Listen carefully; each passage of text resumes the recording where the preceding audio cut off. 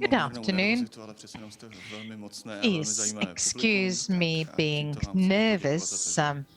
I'm not used to speaking to such broad audiences, but I appreciate that you have given me the floor. I've divided my presentation into 4 parts. First, I would like to introduce myself so that you have an idea where I derive my opinions from. Then I would like to move to the second part of my presentation, and that is my impressions of the narratives of the European politics, what I've gathered over the past 15 to 17 years that I've been around in the dairy sector. And then I would like to outline examples of some consequences that we may expect. And at the end, I would like to ask you for 2 things, but let's keep that as a surprise for the end. I won't reveal what it is at this stage. So now, let me introduce myself, if I may. I am from a family that was active in the dairy sector. I was for the first time in a dairy farm some 35 or even 37 years ago, and I experienced the communist regime myself. So there are certain things like authoritarian regimes that I really hate. I had studied at a grammar school with a focus on maths and physics. I indeed put a lot of emphasis on using common sense. Then after my secondary education, I moved to the South Bohemian University to do the Faculty of Agriculture. So I completed my education there. I've been working in the dairy sector since 2003, and I've been active in European dairy sector since 2007. In the position of one of the vice presidents for the past couple of years. What I refer to as the narratives of the European politics, so it is being green, ambitious, having regulations above education, and often there is a short-term and narrow perspective. So these are the typical perspectives. I've got a quotation on this slide, and that is that empires die from within. That is, all great empires die from within, so we need to be aware of that. Then let me discuss the first bullet point, like green. Well, there is too much focus on green. All that is plant-based is healthy, it's environmentally friendly, it is sustainable. So, we may refer to this as the green fanatism, because before, something is said, it has to be evidence-based, there has to be agreement of the general public, and so on and so forth. However, this is often not the case. So green fanatism, I believe, is a proper label. Let me give you a couple of examples that will be a bit fun, I guess. So let's compare 2 products. We've got the traditional Gouda cheese, and then we have the plant Gouda, alternative of the Gouda cheese. So, if you would like to take a look at the composition, I don't think I really need to comment. So, our using data from Argoda composition. So it is just very few raw materials that are used, that is milk, salt, the dairy cultures, and beta-carotene. And that's it, nothing more. And looking at the plant Gouda, it has many more raw materials, so drinking water, E1422, like acetate of the starch adipate, coconut oil, isolate of pea protein, salt, yeast extract, aroma, E330, citric acid, acidity regulator, beta-carotene. So that's the alternative that contains many raw materials, and the protein content is 10 times smaller, so 2.4 grams as compared to the 25 grams. So this is just to demonstrate what the green narrative means. What the ambitious narrative means is the following.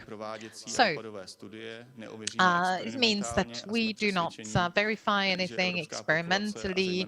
There are no feasibility studies, no impact assessments, etc. The idea is that probably the industry can bear it all. We should, however, think about the implications. My great-grandparents used to have a farm, and they never dared to risk unless they were certain that there would be a positive outcome.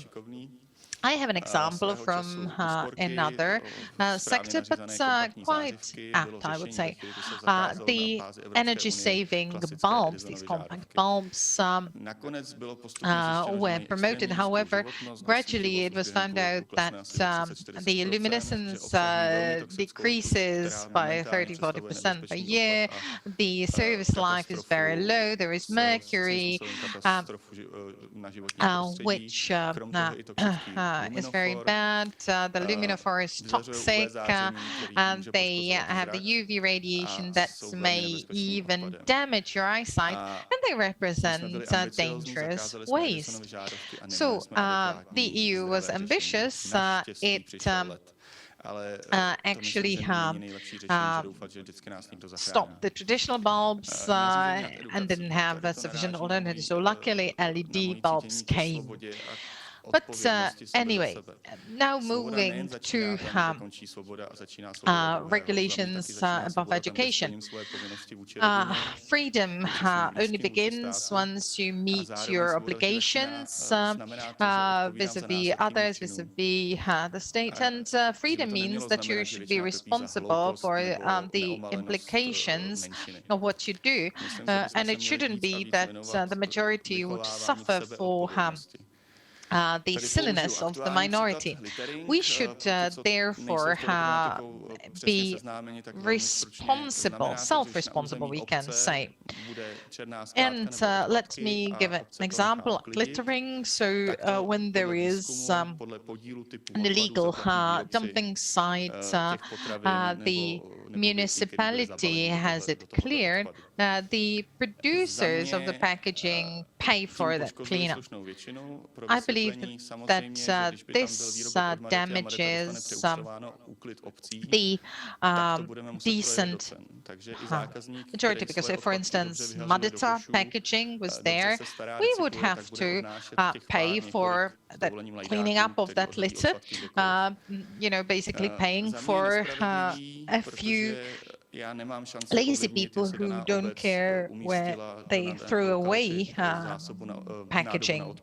So this is unjust. I really can't influence things like that, and we can't be blamed and made responsible for that, because, for instance, if MADETA is to pay for the removal of such illegal dumping sites, then I won't be able to pay higher wage to my staff will have to increase the price of our products, and so on and so forth. And the lazy people are punished. This is the Singapore route, as I refer to it.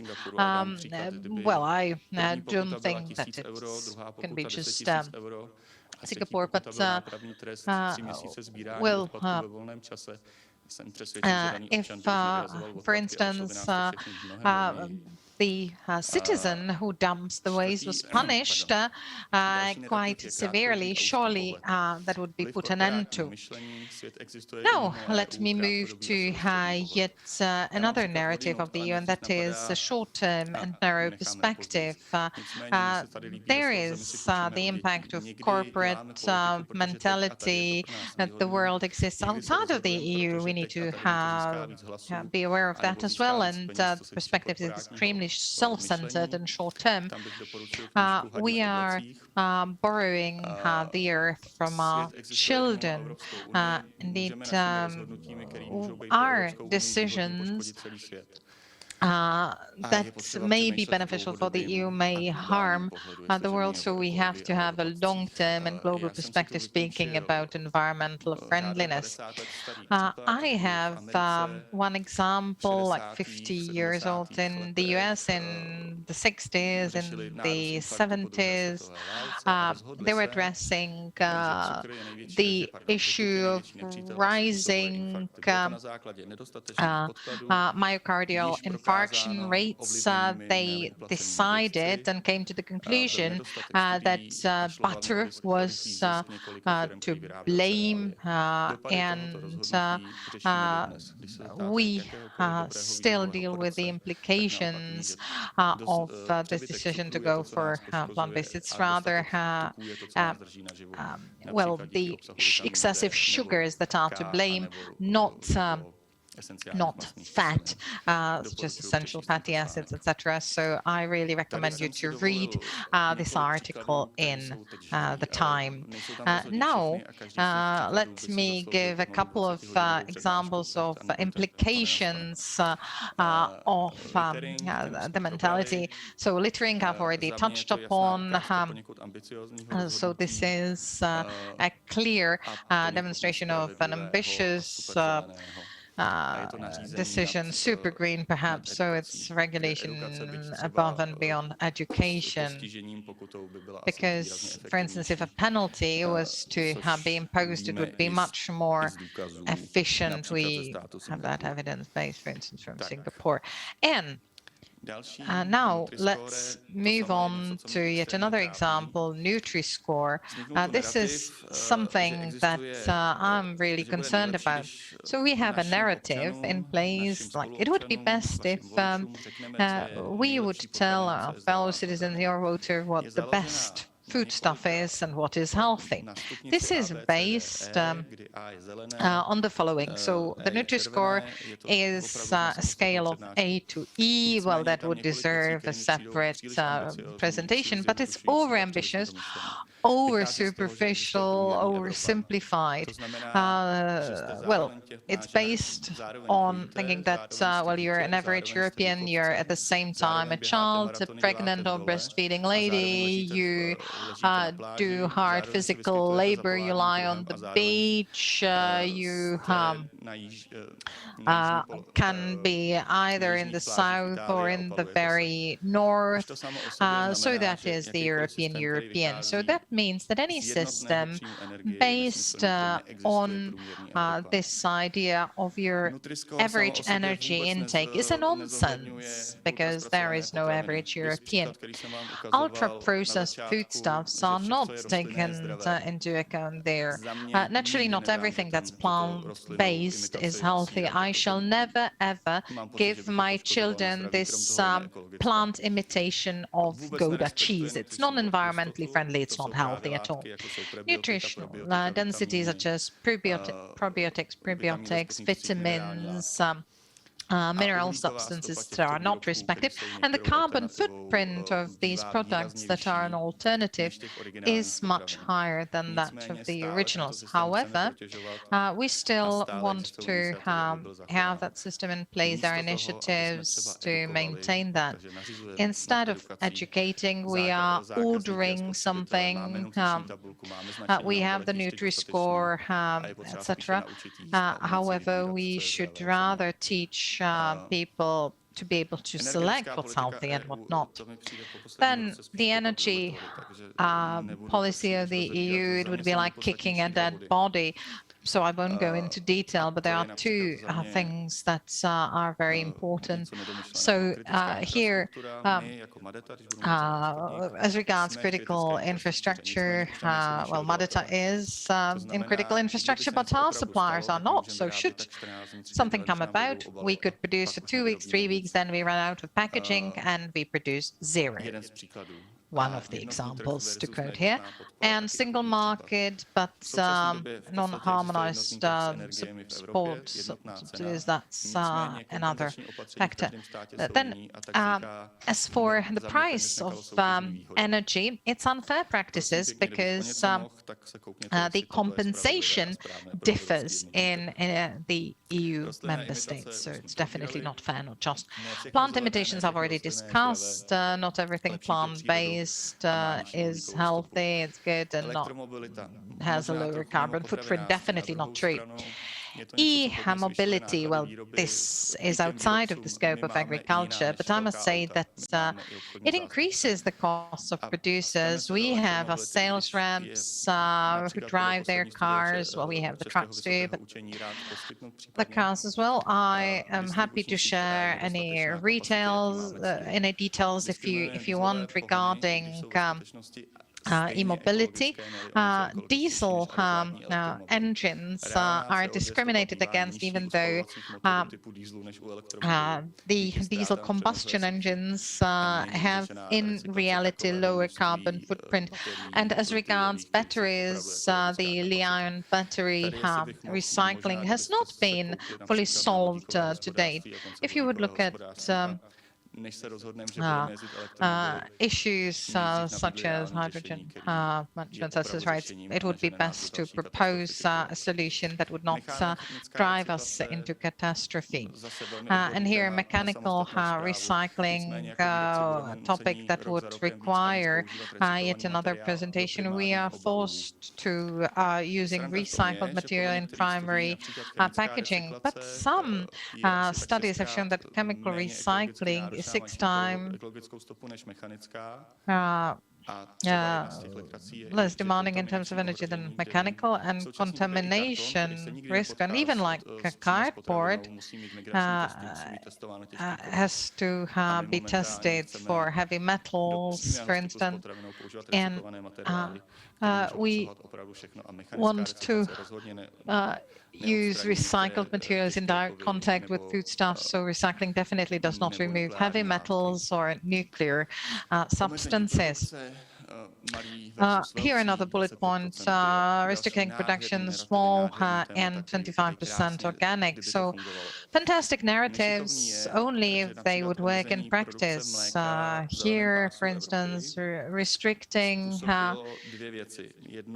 milk production has led to 2 things. So if European production is replaced from abroad, area production from outside of Europe has 3 times the carbon footprint than in Europe. So we are damaging the environment if we decide to be more environmentally friendly here. So this is not environmentally friendly. We do not have enough evidence base.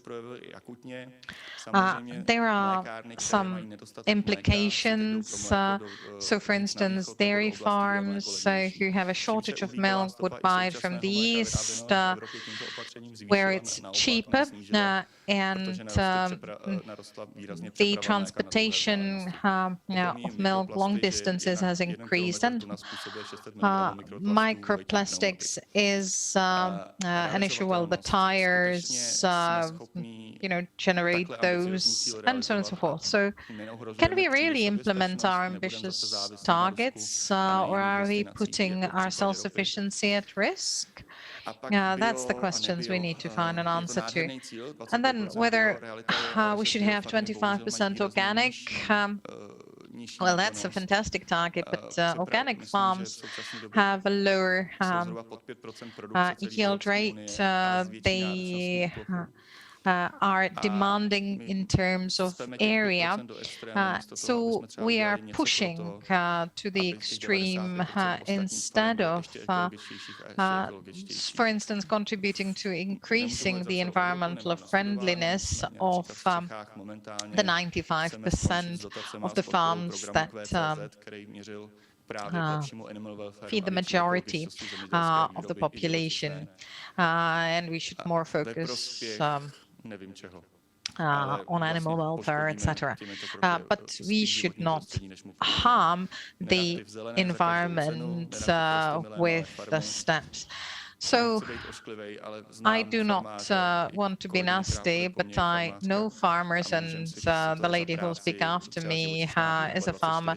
We all know what animal production entails. It's 24/7 work.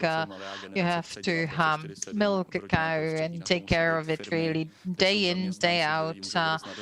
Individuals can't do that. It has to be companies where people naturally can take holidays as and when needed, etc.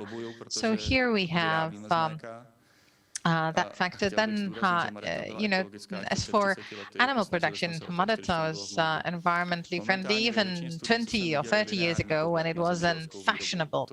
But I must say that, well, you have farming land, you fertilize it, you feed the cows, then you take the calves from the cows, you feed them, you kill them, you have the meat, and you have a high carbon footprint. No, that's not the reality.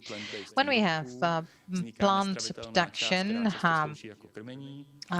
part of those plants are used as feed for animal production, so that's additional protein from something that can't be processed by humans. And then the animal waste can be used by the biogas station as an energy source and as fertilizer. There were contributions by my colleagues from the previous section. The truth is that some studies have shown that this combination of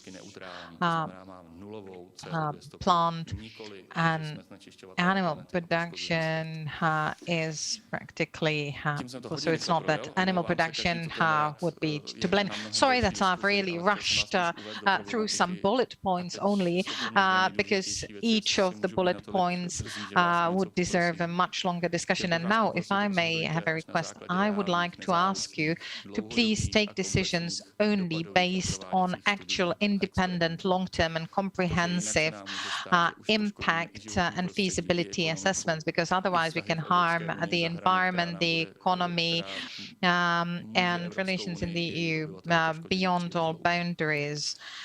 So that can have long-term harming effects. And my second plea is please have enough courage to waive the current erroneous decisions when new information crops up. So don't try to ride a dead horse, so to speak.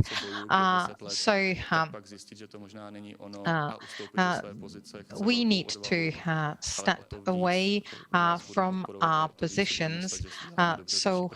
We indeed should do all we can. And now, well, that's it for me. And really, thank you very much for your attention. And I just wanted to illustrate that even though we are a big producer, we are not enemies of the world. We employ people who have families, who love their work. We are environmentally friendly. We are people just like anybody else. With that, let me end my contribution.